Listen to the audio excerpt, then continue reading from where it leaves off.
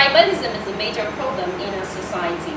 Should one accept tribalism, knowing fully well that tribalism is the basis for hatred between two people or countries? Welcome to another wonderful episode on Afro Issues. I remain your host, Pamela Boyce, joined by Ifoma Duribe. Hello! Mr. Toluwashe, also known as AKA Lash. Yes, sir. And we also have one person missing in our midst here, but he's going to be joining us soon. And he's also known as Mr. JP. Welcome you all to Afro Issues. Thank you. Okay, like I said earlier on, tribalism is one of the major basics for hatred between two people or between countries. But I'd like you guys to give us a clearly defined explanation of what tribalism is and how tribalism originated from. Tribalism originated, we kind of really see how it started or where the exact place it started from, but if we can tell, it is something that's eating deep into our society and every sector in our society. Okay. So, personally, I'd say it's an age-long thing that's passed down from generations to generations. And if care is not taken, this generation is going to pass it on to the future generations. It is something that I think it's word of mouth. Our mom said, their moms said, their own mom said. So, like I said, it's a generational thingy.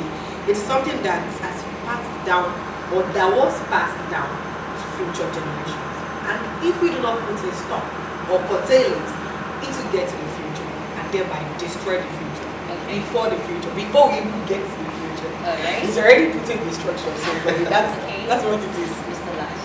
Okay, tribalism, just to pick up from where Ify stopped. I don't think there's an actual date or time as to when tribalism started. But like Ify said, she said it's an age-long thing, and I actually agree with that. Because it's everywhere. It's everywhere. So when you're looking at the definition of tribalism, there's people who are actually joined by similar interests, habits, or cultural views, Okay. whatever, what have you.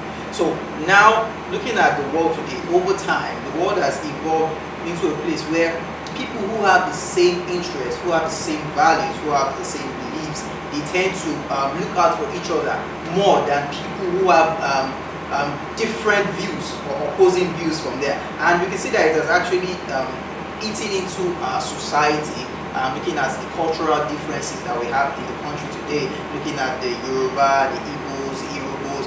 You know, it's now something that if you don't belong to my own tribe, if you don't belong to my own caucus, we cannot do things together. You understand? So it's something that's actually eating deep. Let me make use of Ifoma's words. It's something that's actually eating deep into our society, and it has actually affected us and created like a boundary. It has separated us. You know, this country, we are expected to be united as one, but we no longer see ourselves as one. We see ourselves as segments, as sects, as, you know, bodies. If you don't belong to this particular body, if you don't belong to this particular culture, if you don't belong to this particular religion, if you don't have this belief system, you are an opposition, as it were. So Alright, it's Mr. serious. Lash, like Ifoma said, she said this thing has been passed down from generation to generation. Yeah. So do you think that our generation, are they really practicing tribalism? And how deep has it hit into, you know, this Yes, relationship we are with practicing tribalism. If we talk about our generation, it's not just us. We have our parents, they still exist, right? Yeah. So they still think that these things that were told to them by their own parents should be told to us. And they feel like just the same way they told us, we should also tell our kids. When you go for job interviews, it's them. It's in the industries, in every sector in our society. So it's still being practiced. Why do you think I study so hard to go and get into a tertiary institution only to be denied admission because I'm not from that state? Wow. It is still being practiced. It is still in existence. So we cannot deny the fact that amongst us or one of us, either of us has not experienced this. And no matter how little the effect is on us, we have. It's everywhere. We cannot deny it that it's everywhere. So do you actually agree with Ifoma? Or do you have something to say? Well, it's a dicey one. Tribalism is everywhere. It's everywhere. And looking at our generation, I would actually say, let's see, from the time of our parents to this generation, it's actually been rampant. Take for instance, an aspect of tribalism is racism. which is evident. We see it around. Let me take for instance, let me go into the sports world for instance. Some of our footballers are Nigerian nationals who go play for other clubs, probably the European club or Italian club, whatever. They go out there to play for them. You realize that at times they get booed by fans because of their skin color. They get booed by fans because of their skin color. You know, there are some things that they do that affect them. Even taking it down to probably America, you see that the black man, they have this mentality that the moment the policeman stops you, there is something you quickly need to do as a black man. Yeah, you understand? So it's not just about the culture now. It has extended everywhere. It has extended everywhere. I think we should just call it the senior brother of tribalism. Yeah, let me just, I think probably that way because it's everywhere. You know, if someone says something now, you go for a job interview, and funny enough, nowadays kind of the jobs, they don't actually fit workers to the job anymore. They just fit jobs to workers. You understand? Now, if you're qualified for a job and probably the person who wants to hire you, you're not from that person's tribe. The person and someone else from that guy's tribe is also there for the interview. They tend to grant that person favor. They give the person favor and don't give the person the job. Okay, Mr. Lash. We've been talking about how tribalism has affected, public like the public and private sector, which is the organization. But we have other like sectors too. Like we have institutions, the school. I think from So what about marriages in churches? Oh, that one. I think where does tribalism come in? Yeah, I would like to know. It comes in every damn time. Okay. I hate to think that I love somebody from a different tribe and I'm very sure that I'll take this man home and then my parents will be in full support. You hear things like I can't allow you marry from so tribe and so they are this, they are known for this, they are known for that. But your parents will not deny you getting married to an Indian man. They have their cultures too. You see, your parents, they'll only walk into an Indian temple with you to have you married to an Indian. But once you bring a Nigerian and maybe a Nigerian from a different tribe, it becomes a problem. I don't know if you're understanding what I'm saying. So this thing is there. You cannot say they'll give you your full support or their full support because there's always that tribal. Do you actually think their reason is probably good enough, to marry from this tribe since they're against it? And don't you feel threatened? Because I believe that our parents are guidance, They tell us the right thing to do and, tell us the right path to follow. They won't want you, as their child, to, lead or follow into a path of destruction. Okay. Do you understand what I mean? Okay. So do you think you'd rather go against your parents by marrying from another tribe just because you think that you love this person? Let me hear last one first. Okay. As regards that, I like to believe that our parents, there's something they say, change is the only constant. Yeah. Now, the mindset that our parents or the mechanism or the idea that our parents operated with then, you can't compare to now. Yes. Things change over time. Yes. As at then, they will tell you that marry from your own tribe because this, they will give you reasons. But over time, things have changed. The world has evolved. Okay. You cannot continue to be stereotypical that, okay, I want to just go one way, have a monotonous thinking. No, you have to change. Right, our parents, they are guardians, they brought us to this world, they are the vehicles in which we came into this world. But at the same time, things have changed. So you marrying from another tribe doesn't affect you, doesn't change your culture. You can still maintain your value. And in fact, that was one of the reasons NYC was even created. You see that people, they take you from one state to another state so that you can learn about other tribes. Because we are one. We are one. Fine, Nigeria has over 360 or 200 religious or ethnic groups. Yeah. And if you are just if you just streamline yourself to just your own tribe, how do you learn about other cultures? How do you appreciate the Nigerian culture? Because it's not just about other cultures. Exactly. This is what makes us a people. That's So you're trying to say that inter-tribes marriages are for like the best marriages definitely ever? variety is the spice of life. My dear, thank you for that quote. Okay, alright, we'll be going on this short break. Please stay tuned and we'll be right back to give you a turn or heads on. This is Afro Issues. Hi, this is Zach Orji, Nollywood actor and filmmaker.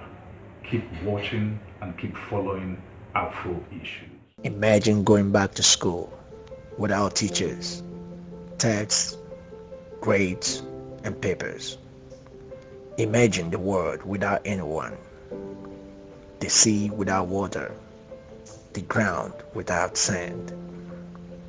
And now, imagine Lagos without Echo Spring Hotel, a place you find peace while your mind runs through your business dealings. With top-class customer service, comfortable rooms, 24 hours room service,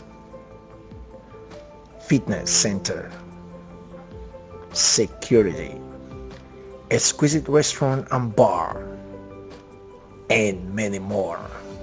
A warm welcome awaits you and your comfort guaranteed. Situated at 92 Isheri Oshu Road, Bucknell, Ejibo, Lagos. Echo Spring Hotel. Your comfort, our pride. This is Afro Issues. Welcome back. Wow, Mr. JP is here with us. Welcome. It's good to have you here. All right, we were talking about intertribe marriages. Last you were saying something as learning one culture, getting to know about other people's culture is quite fun and unique. And okay, right, let's talk about churches. Because I remember then, as a thing, I was still like very young, I was in the teenagers department. You know, we have people in charge of the teenagers department and your Yorubas, right? So if you're not a Yoruba person, even if you're good at what you're good at, you won't be given like the position to handle all of that. So I don't know why such things should learn in church, especially church, because we believe that church is a place where we come together, as brethren, we love ourselves, and we try to, show love to all the people of God without discriminating or without tribalism and all of that. So why do you think such things in the church? And like I earlier mentioned, these things in every sector in Nigeria. It's there. You cannot deny these things. It's in the political sector, it's in the religious sector. So you saying you weren't favored in your teenage years because of your tribe, you shouldn't be surprised. That is why I say it's something that is going to bring us to destruction. Because now, imagine you as an adult still recalling what happened to you as a teenager. Do you know how many teenagers are going through this tribal discrimination at the moment? So it's already a thing of destruction. I think, like if you say the thing of destruction, excuse me, you have to, excuse me, yeah, you have to look at where, like the church, or I mean the place of worship, as where people come and they feel that sense of togetherness, because you feel like you're in the presence of God, and then you want to feel like, okay, there's togetherness, I don't care where you come from, we serve one God, and then we believe in something, and we're there to really express what Christ really preached, and that's brotherhood, that's as brethren. But you still have people say, oh, don't put him in that position because he's from Igbo or he's from Yoruba. The senior pastor is from Igbo or from North, so he wants to be surrounded by people that are from his own tribe. Now, you can't even trust yourself among where you worship. Where else will you trust one another? Where else will you trust each other? So these things are really shows you how we are really like derailing. And there's no true sense of nationalism in us. Oneness. There's nothing. You can't call a country like Nigeria as a nation. You can't call it a nation when you have people who are, I'll call them a bunch of hypocrites. Okay. The reason I say this is because we go outside, we clamor for, recognition. We want people to treat us the same way they treat the, Caucasians. And then we get treated poorly. Like, I think I was off the set when someone mentioned about how footballers are treated. Yeah. But you come back home, you still have this discrimination as, oh, you're Yoruba, I was that, and all of that. But it doesn't make sense. It really doesn't make sense, especially in the house of God, like you said. It doesn't make any sense. Okay, I actually want to just add this. If he has actually said it, JP has actually said it, that there's no sense of oneness, there's no sense of nationalism. You understand? I think the main issue or the main problem of tribalism is the things that our parents inculcated in us while growing up. It's very easy. You know, as a child, when you're giving birth to, you're a blank slate. Yeah, exactly. You're a blank slate, and as you grow, memories, experience, teachings are what would form you to what you become later in life. So our parents have actually told us that, okay, if this person that is not from your tribe, this is how this person is. Don't do this with this person. Don't do that with this person. If all of us, it's just like this. When you have a brother and sister, as you're growing up, your parents teach you to love your siblings. Is that not so? Okay. And as you grow up, you realize that you love them and you can do anything for them. If we are being taught that same love, that another person, you should see that person as your brother, you should see that person as your sister. Do you know that all of us, the younger generation, will grow up to respect and love every other person, irrespective of tribe, culture, or genetics? Okay. Alright, so you're trying to say that this generation or Nigerian can actually move on without tribalism? Definitely, we can. We can. It actually starts from us. There are some generation that is yet to be born. We that we're here already. We should start with ourselves. It starts from now. They say charity begins at home. It starts from now. Let's start with ourselves. These upcoming generations coming, let's instill in them that sense of nationalism. Let's instill in them that sense of unity. Let them know that yes, we are one. Okay, so how effective do you think this, you saying this instill in their nationality and, along with that, do you think this thing is actually working? Do you really think it's really working? Because the Nigeria we are in today, people are still discriminating and there's still tribalism going on 100%. Like I said, I don't know if JP, but I'll just say this. Like I said, it starts from us. The moment you yourself you see someone who is not from your tribe and you show the person and give the person the love you would give someone from your tribe, it starts there. Like I said, it starts from us. It's easier said than done because it's easy to gather people of your age grade, talk to them about these things. Yeah. How about our parents? That is what I said. How do we tell them these things for them to unlearn what their parents told them? Now, like I said, all what their parents have, all what our forefathers have taught our parents, this is the result of it. Exactly. Looking at the country today, the country is in chaos. Everyone now is selfish. They don't care about their brother. Nobody's anybody's brother's keeper anymore. You see people ritual killings here and there. You see bribery and corruption. You see stealing. You see killing, kidnapping. A lot of criminal antisocial vices going on. Now, that is what our forefathers taught our parents, and this is the resultant effect. Okay, why don't we try something else? It's because we've not tried something else. If we try something else and stop this aspect of you are Yoruba, you are Igbo, why don't we just all practice one tribe? Let's all just agree that okay.